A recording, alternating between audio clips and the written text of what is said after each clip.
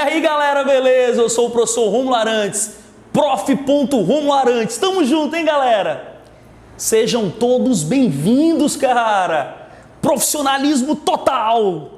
Prof. Rômulo Arantes, o cara que vai te acompanhar na aprovação para o vestibular. Galera, é o seguinte, vídeo 1 sobre o quientismo brasileiro. Quero deixar claro para você que aqui sim, literatura é significativa e descomplicada. Bacana?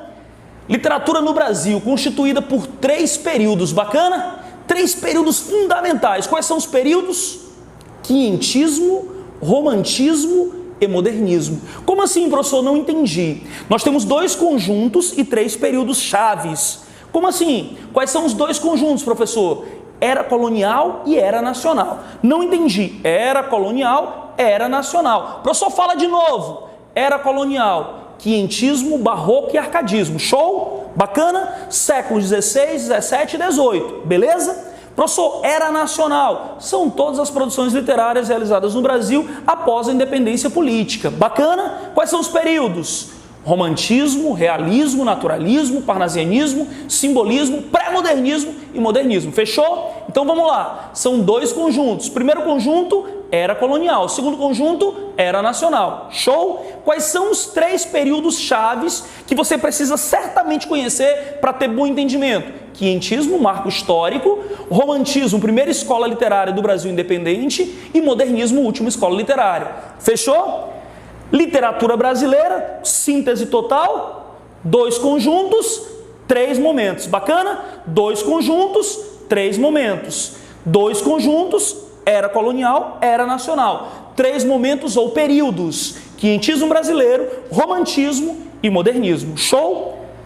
Professor, de onde vem a expressão quientismo? De onde vem esse termo? É um termo totalmente destituído de literalidade. Como assim? É uma expressão que está relacionada especificamente à questão cronológica, ou seja, à época. Professor, então o quientismo português é o mesmo quientismo brasileiro?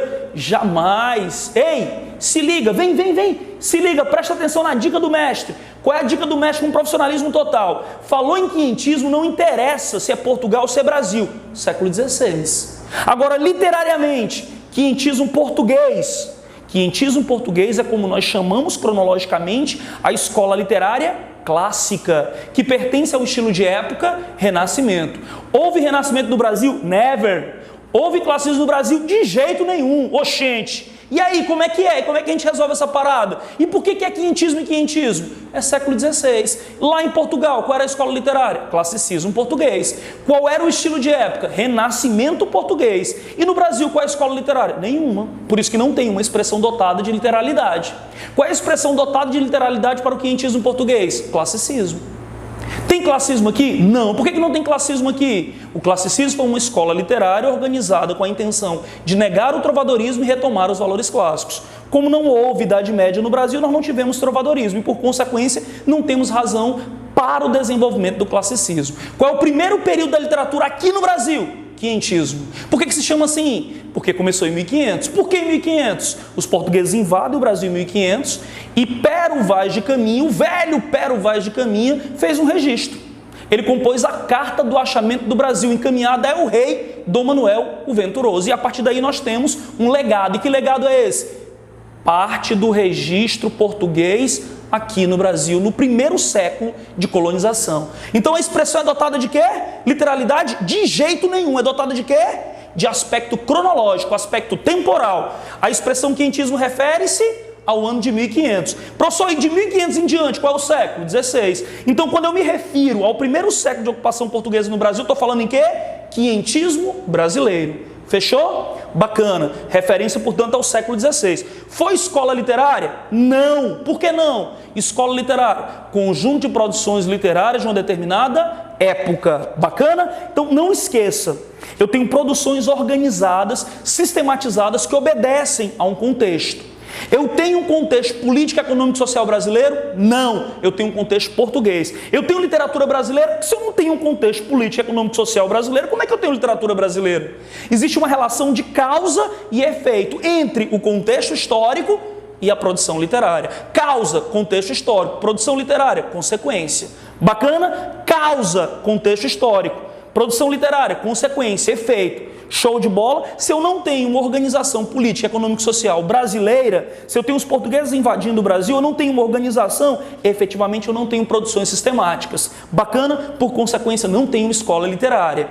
Foi um período de transição? Parceiro, período de transição pressupõe antecessor e sucessor. Se eu não tenho nada antes, se é o início do processo, é óbvio que não é período de transição. Período de transição fica entre um e outro. Se o primeiro período é o quinhentismo, eu não tenho nada antes e, por consequência, não pode ser um período de transição. Professor, mas aí eu não entendi. Não entendi. Pois eu estou aqui para resolver. Fecha em mim, meu parceiro. É assim que funciona, entendeu? Eu sou o caminho, a verdade e a vida. Chega para cá. Vem para cá que a literatura brasileira é comigo, parceria. Qual é a resposta então, professor? Se não foi escola literária, se não foi um período de transição, foi o quê? Um marco histórico. Como assim marco histórico? É um referencial histórico, foi o primeiro período de ocupação portuguesa no Brasil. E as produções são reflexo de quê? Da ocupação portuguesa no Brasil. Quais eram as preocupações portuguesas aqui? Exploração material e qual era a outra preocupação? Catequese. Ensino da religião, imposição religiosa. Qual é a consequência disso? Nós teremos textos informativos e textos religiosos. Produzidos por quem? Pelos portugueses aqui no Brasil. E esses textos manifestarão os interesses portugueses aqui. A Carta do Achamento nos mostra o quê? Que os portugueses estavam interessados na exploração da terra e na catequese. E as produções realizadas na segunda metade do século XVI, os poemas, os textos literários que eram constituídos com intenção teatral, que são os autos, tanto as produções poéticas quanto as produções teatrais eram realizadas com que intenção?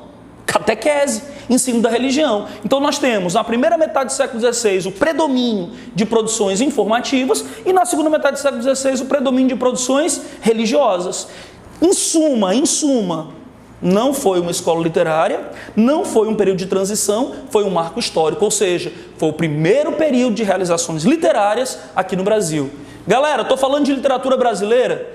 Parceiro, não tem nenhum brasileiro produzindo. As produções eram realizadas por quem? A literatura de informação era realizada pelos cronistas, que eram funcionários do rei, ou pelos jesuítas, que eram funcionários da Companhia de Jesus. Congregação religiosa responsável pelo ensino da religião, pela imposição da religião. Perfeito? Quem produzia os textos dos viajantes? Os viajantes. Quem eram os viajantes? Eram pessoas que não tinham comprometimento com a coroa portuguesa, que estavam nos navios, que observavam o que estava acontecendo e viram a possibilidade de fazer um registro para a população de uma forma geral. Por quê? Porque a literatura de informação era oficial. Ela era feita pelo cronista para o rei ou pelo jesuíta para a Companhia de Jesus. E a população de uma forma geral, curiosa. E essa população curiosa vai receber o quê? A literatura dos viajantes, que será benéfica para a população de uma forma geral, porque ela não tinha acesso aos textos da literatura de informação, que eram textos oficiais, e ao mesmo tempo benéfica para os viajantes, porque eles vão ganhar dinheiro com isso. É uma literatura mercenária, que será super importante também para o processo de povoamento da colônia. Show de bola? Informação dos viajantes cai no que nós chamamos de literatura informativa, tá bom? Qual é a grande diferença entre elas? A de informação era oficial e a dos viajantes não oficial. A de informação, linguagem culta. A dos viajantes, linguagem simples, coloquial e espontânea. Beleza? A literatura de informação para a coroa portuguesa ou para a Companhia de Jesus e a literatura dos viajantes para a população de uma forma geral. Fechou? Já os textos da segunda metade do século XVI, que é a literatura religiosa, eram constituídos por poemas ou peças de teatro, constituídas de que maneira? Constituídas como? Organizadas como? Seguindo o padrão composicional medieval. Ou seja, versos com redondilhas, 5 sílabas, redondilha menor, pentassílabo, ou 7 sílabas poéticas, redondilha maior, heptassílabo. Por que o padrão era medieval? Porque as produções eram realizadas com a intenção de ensino da religião. Como eram textos constituídos com finalidade religiosa, seguia o padrão composicional da Idade Média, ou seja, época em que havia valorização da religiosidade e da fé. Então, galera, o fechamento total. Quinhentismo brasileiro foi uma escola literária? Não. Foi um período de transição? Não. Foi o quê? Foi um marco histórico. Primeiro período de realizações literárias no Brasil. Tem algum brasileiro produzindo? De jeito nenhum. Quem produz? Os portugueses. Ou cronistas, ou viajantes, ou os padres, que estavam aqui com a finalidade de ensino da religião. A literatura produzida nesse período é uma literatura europeia aqui no Brasil, sobre o Brasil, informativa, literatura de informação dos viajantes, e para os brasileiros, literatura de formação religiosa ou simplesmente literatura de catequese. Bacana? Dessa forma nós encerramos o primeiro módulo voltado especificamente para o quientismo brasileiro. E esse módulo é um módulo básico, bacana? Na sequência você vai receber um módulo avançado sobre o quientismo no Brasil. Fica com Deus, parceiro. Tamo junto, hein?